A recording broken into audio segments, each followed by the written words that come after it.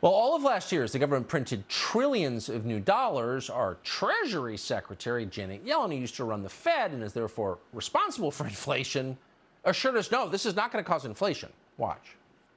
We've had several months of high inflation that most economists, including me, believe will be transitory. I personally believe that this represents transitory factors. Are higher prices here to stay? I believe it's transitory, but I don't mean to suggest that these pressures will disappear in the next month or two. It is important that we monitor it carefully, but I believe fundamentally, that this is something that will settle down. Transitory. Transitory. Takes a lot of brass for Janet Yellen to describe herself as an economist. Not an economist. She's a ridiculous figure who does not get the credit she deserves for screwing up in a very serious way the U.S. economy. Well, this week, finally, in the face of overwhelming evidence, she had to admit she was wrong. You can't deny it anymore. The economy's in serious trouble.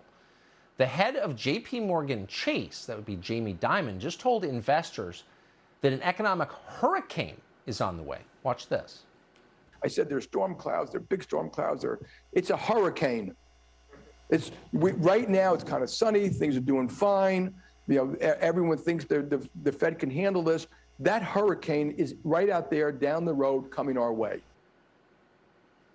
Peter Schiff is an actual economist of Euro-Pacific Capital. He joins us tonight. Peter, thanks so much for coming on.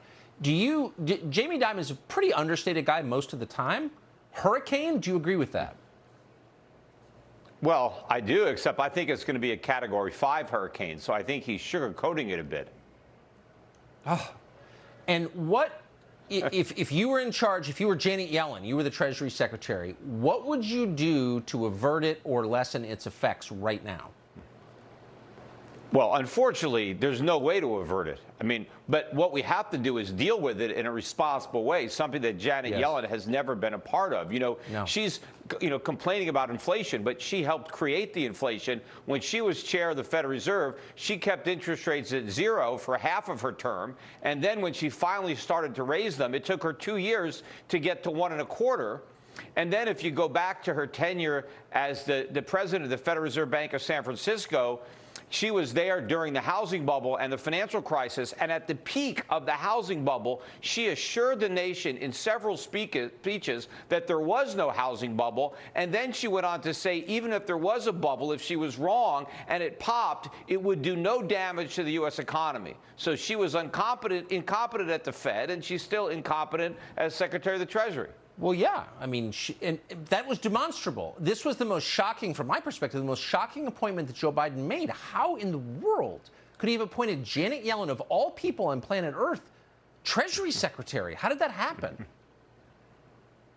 Well, it's all politics. But, had he not appointed her, he might have appointed somebody equally bad. I mean, there's so many bad people to choose from because they pick these people for political reasons. It's not because they actually know anything about the economy.